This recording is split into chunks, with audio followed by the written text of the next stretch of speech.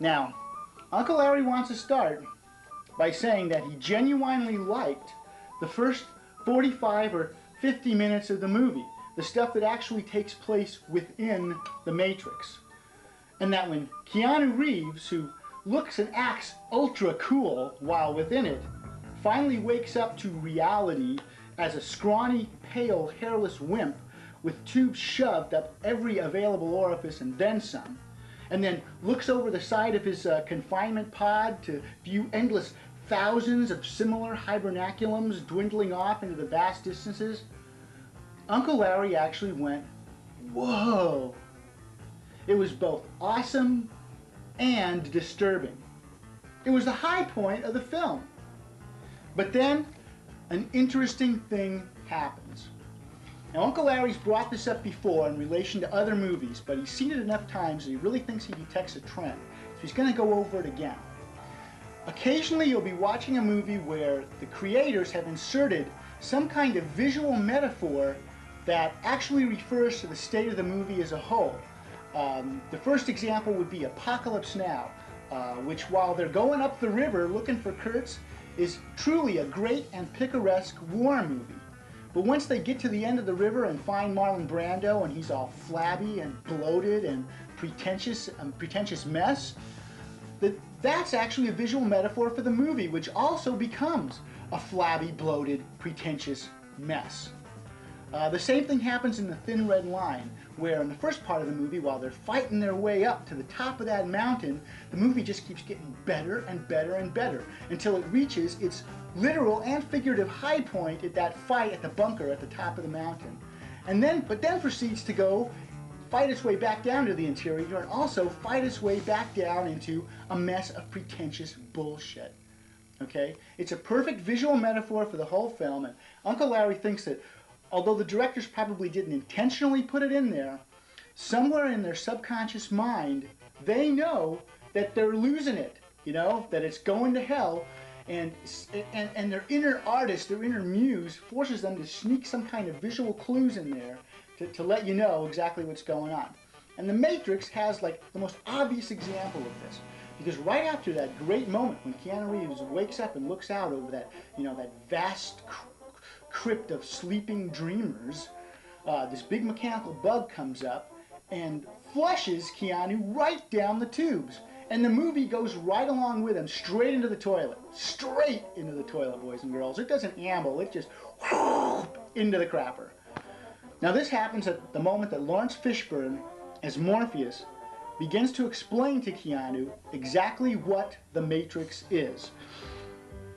Now Uncle Larry's going to summarize really quick here. Just like in Terminator and Colossus the Forbin Project and Demon Seed, the concept is that we finally do the Frankenstein thing and build a computer that's smarter than we are. We create artificial intelligences and they decide to take over the world. It's not too original, but it's a good standard concept. But here's where they screw up, all right? Lawrence Fishburne tells the guy that the AIs, artificial intelligences, are run by solar power. God knows why, because why should a bunch of machines care about the environment, okay? But to fight them, humanity fucks up the atmosphere in some unexplained way, thank God, because it would just be one more thing Uncle Larry was bitching about, to keep them from getting their energy. And so, they construct this great big old huge giant vast world-spanning edifice because they're using human beings as a power source. Yeah, you heard it right, boys and girls. And Uncle Lawrence Fishburne does this really hip thing where he does this really ironic thing where he goes, this is what humanity really is. And he holds up a little Duracell copper top battery, which is not only great product placement, but happens to be the battery that Uncle Larry uses in his own equipment. That notwithstanding, at this point in the movie, Uncle Larry's going to backtrack one more time because he said this before, but there's a scene in Goodfellas where Joe Pesci thinks he's going to be elevated to the status of made man, but when he gets there, they open the door and he sees it's just a deserted, dingy little basement, and he knows, just in the instant before they do it, that he's gonna get whacked. And he just kind of goes like this. He says, "Oh, no." And then blam, you know, they splatter his brains out all over the place. Well, that is exactly how your good old Uncle Larry felt when Lawrence Fishburne tried out that battery. And Uncle Larry is now going to explain why. Boys and girls, there's something called the laws of thermodynamics. Okay, they were first formulated in the 18th century, in the late 18th century. That means they're 200 years old. All right, they've been around for 200 years, and you know they're not a theory. They're laws. Everything we've got says that they are correct. This is the rules by which the universe runs. Okay. The first law of thermodynamics is about the conservation of energy. It can't be destroyed. It can only be changed in form. But what Uncle Larry's concerned with, and what you should be concerned with, boys and girls, is the second law of thermodynamics, which states that entropy increases in the direction of the arrow of time.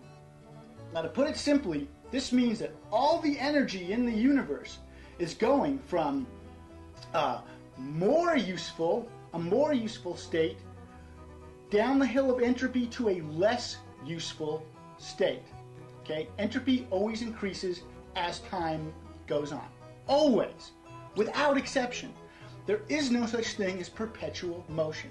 And Uncle Larry has a little experiment that you can perform right after, you know, the show's done that'll prove it to you.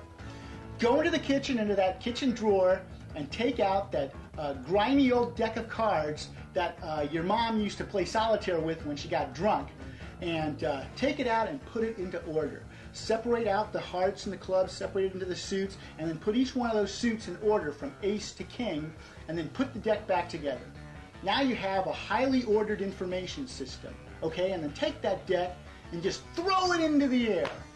Now, it took you hundreds of seconds, excuse me, boys and girls, hundreds of seconds to order that deck, but it took you less than half a second to completely disorder it.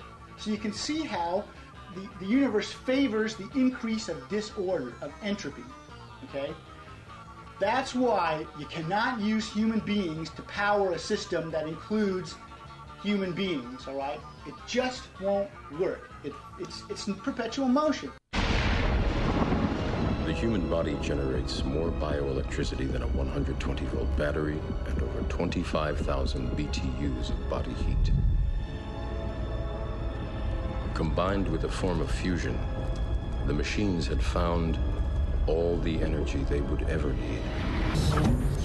Watch them liquefy the dead so they could be fed intravenously to the living. And standing there, facing the pure, horrifying precision, I came to realize the obviousness of the truth. No. I don't believe it. It's not possible.